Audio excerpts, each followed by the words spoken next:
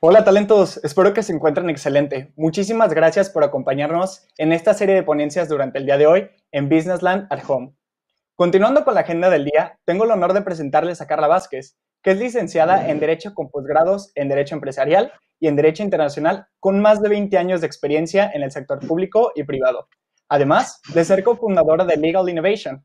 En esta ocasión, Carla nos dará una charla con el tema Soy emprendedor.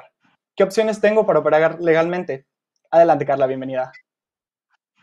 Hola, ¿qué tal? Muchas gracias a todos.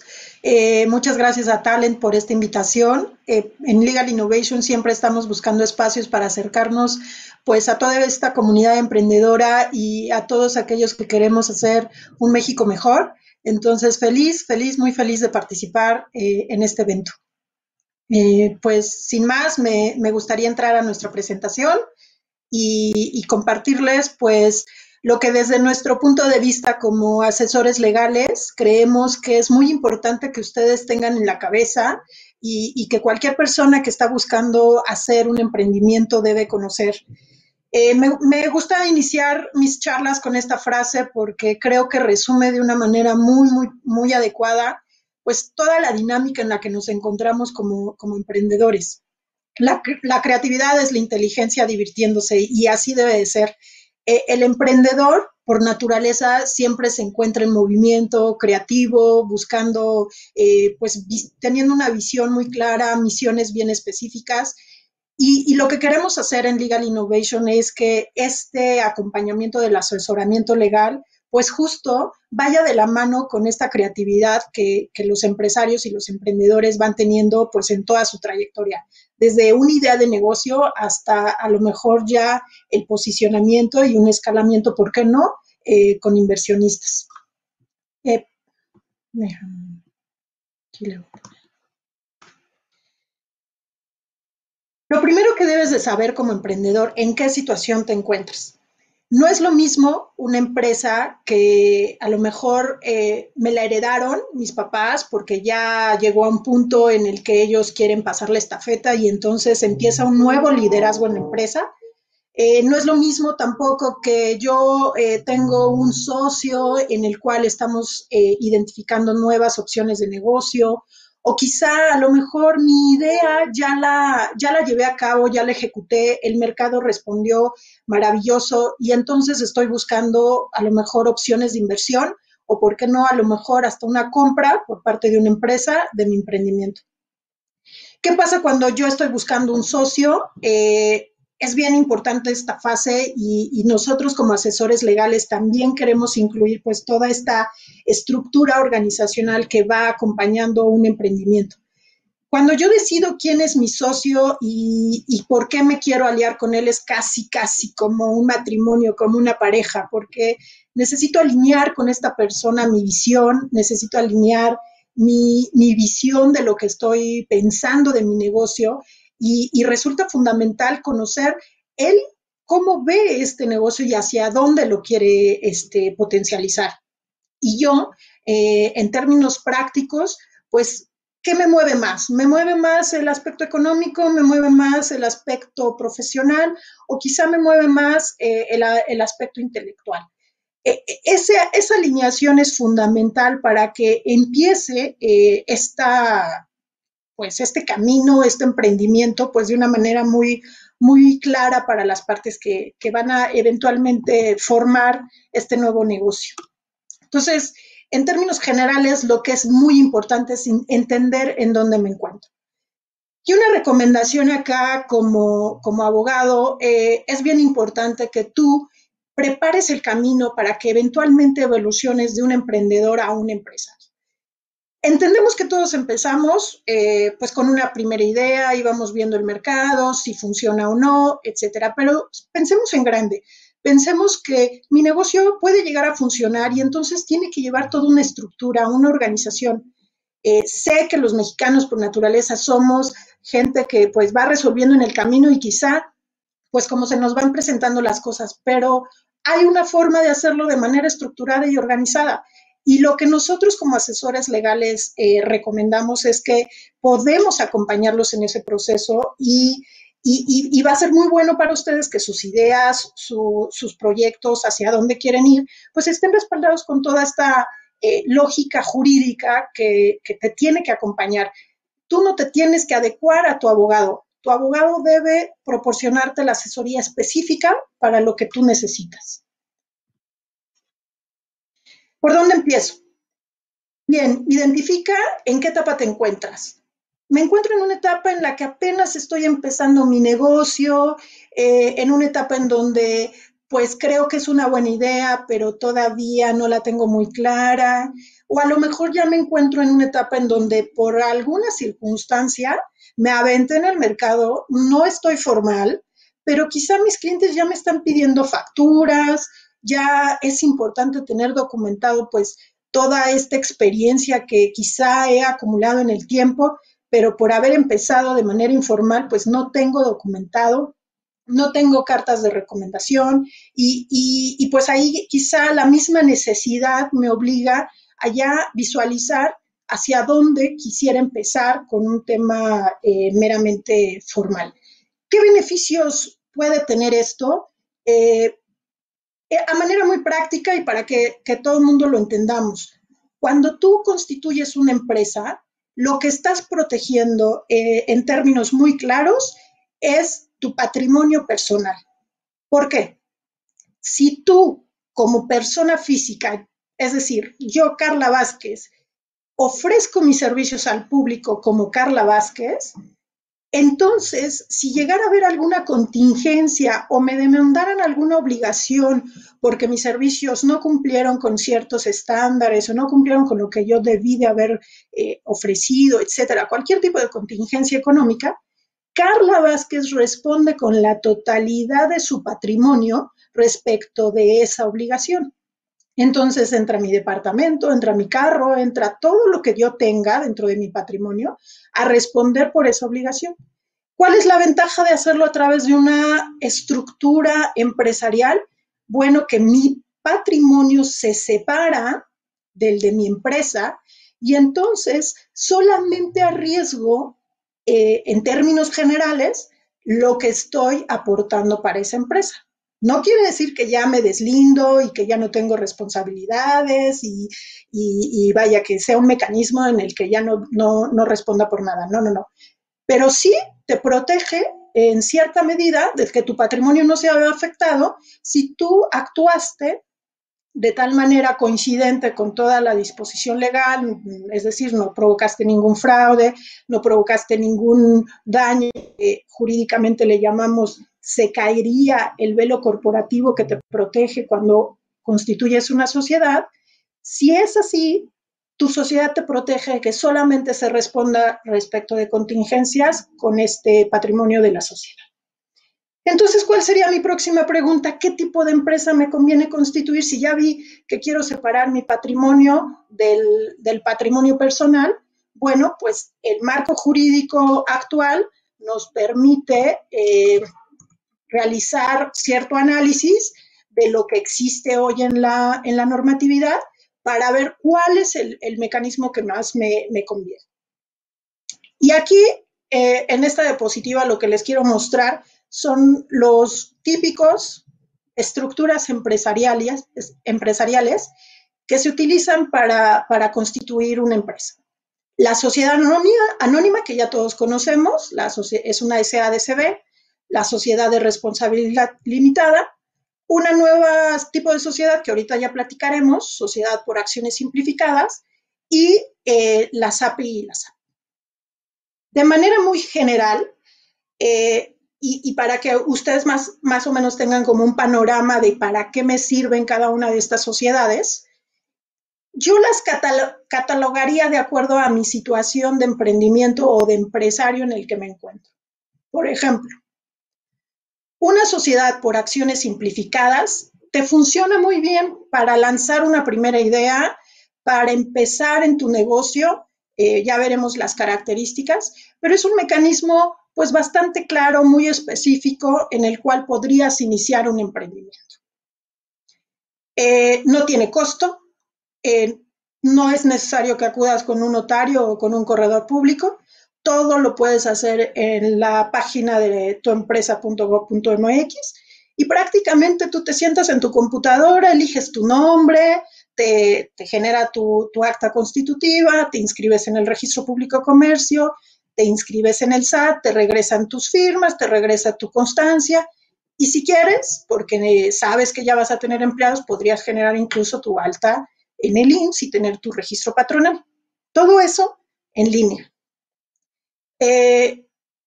Entonces, pudiera ser un mecanismo bastante cómodo para un primer emprendimiento. Pero la misma regulación establece que si esa sociedad rebasa un monto de ingresos a nivel anual, más 5 millones, un poquito más, es necesario que migres a una estructura mucho más robusta. Y esa estructura más robusta podría ser una SA, DCB, o podría ser una sociedad de responsabilidad limitada. En realidad estas dos se parecen mucho. Técnicamente la sociedad de responsabilidad limitada va más enfocada a personas y la sociedad anónima a capital, pero en realidad en términos generales pudieran funcionar como ese mecanismo intermedio, ya que necesitas una estructura corporativa más fuerte, con ciertos mecanismos de seguridad, porque tu misma empresa, tu misma operación ya requiere esa organización, ese gobierno corporativo. La SAPI y la SAP son sociedades que comúnmente se utilizan para cuando necesitas inversionistas o a lo mejor ya pues tu negocio va muy bien, ya lo quieres apalancar y ya identificaste algunos prospectos que dicen, va, yo me aviento con este negocio, pero para poder participar necesitan tener ciertas seguridades de que las tomas de decisiones se van a realizar de manera correcta. Entonces aquí, pues la SAPI y la SAP podrían ser buena opción, pero veamos cómo ha ido creciendo esa estructura o esa necesidad de mi sociedad. Entonces, por eso la importancia de identificar en qué momento me encuentro específicamente para poder decidir cuál sería el esquema empresarial más adecuado para mis necesidades y mis objetivos. Ahora les quiero explicar un poco en general qué es lo que ustedes deberían de saber en cualquier tipo de estructura empresarial. Número uno, como platicamos hace rato, el velo corporativo sí te permite separar tu patrimonio del de la empresa, pero eso no quiere decir que no tengas ninguna responsabilidad. Sí respondo, pero hasta ciertos montos. Es decir, hasta mi aportación en esta sociedad, esta aportación que di para mi capital social. Otra característica importante, ¿qué pasa si yo quiero ser único socio y no quiero ahorita tener la necesidad de conseguirme un socio partner para poder constituir una sociedad? Hay un solo esquema que te lo permite, la sociedad por acciones simplificadas, la que veíamos como la inicial, la base. Esa es la única sociedad que te permite constituir una empresa con una sola persona. Las otras sociedades forzosamente tendrían que ser dos socios. Capital, ¿cuánto le tengo que poner a mi empresa? Ningún tipo societario me exige un mínimo de capital. Es decir, si yo le quiero poner un peso, le puedo poner un peso, 100 pesos, 200 pesos, 1000, 50,000. Claro que esto va a ir íntimamente relacionado, por ejemplo, si tú de pronto quieres adquirir un crédito o quieren revisar tu situación financiera, pues el monto del capital es importante porque recuerden que el monto de las aportaciones, pues es el monto de responsabilidad que tenemos de los socios. Entonces, eso es un elemento que se valora con muchísimo cuidado cuando estamos solicitando un crédito. Mis impuestos y mis obligaciones mercantiles en general prácticamente son las mismas, por lo que se refiere a los impuestos, si es que no tuviera una actividad especial que esté sujeta a impuestos adicionales, pero sería el impuesto sobre la renta y el IVA, más algún impuesto estatal por si tengo nómina. Obligaciones mercantiles, estas sí cambian radicalmente en función de esta estructura que hablábamos. No es lo mismo mis obligaciones mercantiles, que son asambleas, títulos, libros, que tendría en el caso de una sociedad por acciones simplificadas, a la que voy a tener con una SAPI o una SAP. Evidentemente, entre más grande sea mi estructura de gobierno corporativo, pues tendré más obligaciones que cumplir. Ahora, al final, tú vas a ir viendo conforme a tus necesidades cuál es la estructura que se acomoda más a lo que necesitas hoy. Vuelvo a repetir, y esto es bien importante, no tratemos que tu emprendimiento o que tu empresa se ajuste a lo que está en una disposición legal. Busca de las disposiciones legales cuál es la que mejor se adapta a tu organización. Por ejemplo, el órgano de administración. La sociedad por acciones simplificadas te permite un administrador único. Prácticamente él funge como administrador, como representante, es único socio. Si es que nada más hay uno, evidentemente la SAS también puede participar más de una persona, pero bueno, si se decide, el mecanismo, el organismo que va a llevar la administración es individual. En una SA y una SRL es colegiado o puede ser también administrador único. Y en una SAPI y una SAP es colegiado. Entonces aquí vemos cómo va a ir aumentando esta estructura en función de lo que yo voy necesitando conforme sociedad. Lo que veíamos acá al principio del propósito, bueno, pues la SAS te sirve para ese arranque, para esa estabilización quizá del negocio, y después me puedo ir a la SA, a la SDRL, en donde ya tendría una organización mucho más robusta. Derechos especiales, por ejemplo, a los socios, que no te lo da una SAS. Si yo quisiera limitar los derechos de mis accionistas, podría ser más complicado si lo hago a través de una SAS, pero en una SA y una SRL es una gran ventaja, porque si yo ya tengo claro que, por ejemplo, no quiero que se lleve a cabo transferencias de mis acciones, o si entra un nuevo socio o llega alguien con una buena oferta para mi socio y le quiere comprar las acciones, pues yo puedo ir limitando ahí los derechos especiales de los accionistas. Entonces, es un buen mecanismo. La SAP y la SAP, como platicábamos, pues van enfocada propiamente a recibir inversión y pues estas colocaciones que se hacen en bolsa de las acciones. El órgano de vigilancia, en las SAS, como decíamos, pues prácticamente todo cae en el administrador, entonces es muy chiquita su organización, es muy controlada, la misma operación no requiere tanta estructura.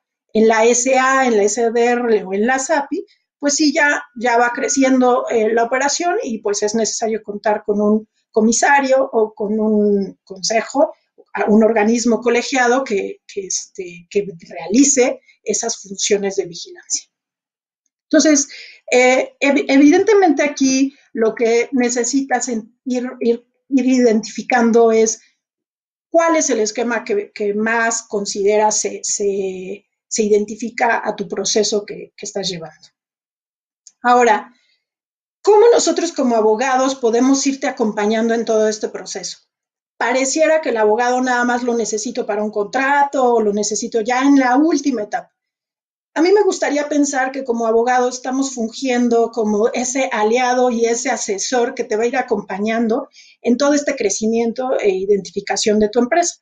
Porque si el abogado no sabe cuál es la misión, las cuestiones importantes, hacia dónde tú le quieres apuntar en tu negocio, quizá él no tenga toda la película completa para proponerte un esquema que te va a servir en el futuro. Y por eso es muy importante esta etapa de definición que seguramente todos ya la han identificado muy bien, pues esta etapa de planeación de tu negocio, ¿no? Quiero analizar mi mercado, mis proyecciones, y aquí, pues estos elementos van a ser fundamentales para que tu abogado te pueda diseñar una solución hecha a la medida. Después de que tú haces tu plan de negocio, pues viene toda tu identidad corporativa, ¿no? Tu marca, tu logo, tus valores, tu cultura empresarial, que también eso es susceptible de protección. Entonces, también eventualmente ahí necesitaríamos a este asesor legal que te va a acompañar en todo tu proceso de protección jurídica para que tu emprendimiento sea adecuado. Y finalmente, tú vas a constituir tu empresa, como ya platicábamos, de acuerdo a las características en las que te encuentres y conforme a las necesidades que vayas tratando de cubrir, ¿no? Constituyes ya tu empresa, ya estarías inscrito en el SAT, ya estarías inscrito en el IMSS, tendrías un domicilio fiscal, tendrías que verificar, de acuerdo a tus actividades, si requieres, por ejemplo, a lo mejor una licencia local, o si a lo mejor tu emprendimiento se trata de un desarrollo, un sistema que tú hiciste y necesita ser protegido. Entonces, por eso el abogado resulta como un aliado en este proceso que te puede ir estructurando. Al final, un kit básico con el cual podrías, pues, considerarte protegido, tener un convenio de confidencialidad es muy bueno, tener tu contrato de prestaciones de servicio adecuado a lo que tú estás ofreciendo o comercializando. Quizás necesites un contrato de arrendamiento, un contrato individual de trabajo, tu política de protección de datos. Vaya, en función de lo que tú vayas identificando en tu negocio, será necesario ir armando como legos esa asesoría jurídica adecuada para tu operación.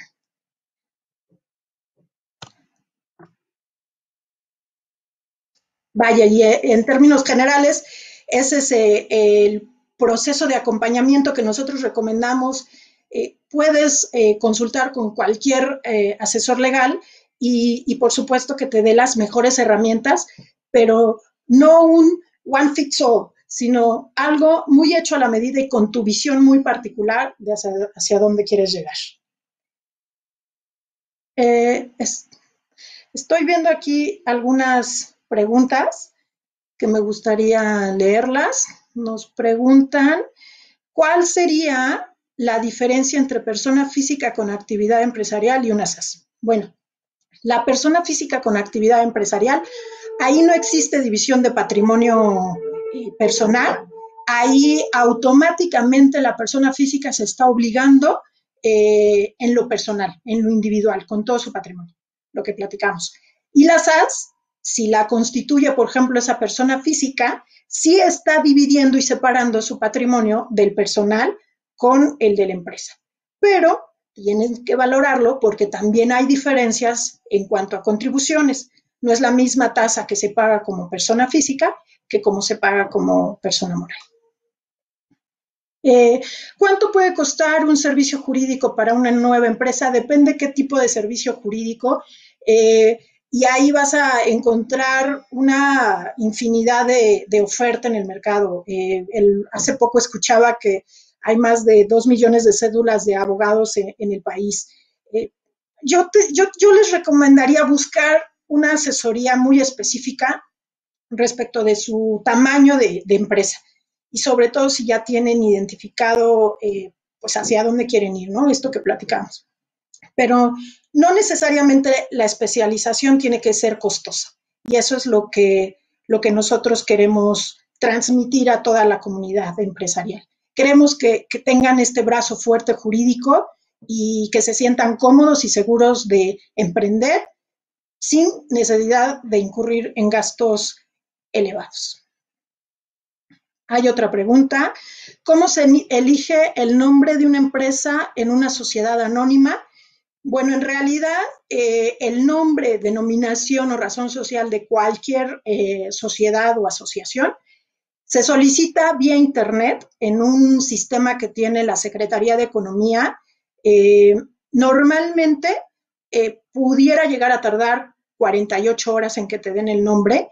Yo lo que sí les recomiendo es que primero hagan una búsqueda de los nombres que quieren utilizar, porque como hay una infinidad de empresas ya constituidas, es posible que el nombre que se te ocurrió ya se le haya ocurrido a alguien más, entonces quizá no esté disponible ese nombre. Entonces, antes de hacer tu solicitud, busca si está abierta esa denominación para que pudieras tener una resolución favorable. Es un servicio que no tiene costo, no te deben de cobrar absolutamente nada por solicitar tu nombre. Y muy bien, talentos. Muchísimas gracias, Carla. Qué honor de haberte tenido aquí. Sin duda, este tipo de información va a resultar muy enriquecedora para las personas que están buscando precisamente esta oportunidad y estos consejos. Talentos, los invitamos a que se mantengan en transmisión. Los siguientes contenidos no van a empezar en breve. Muchísimas gracias por acompañarnos el día de hoy.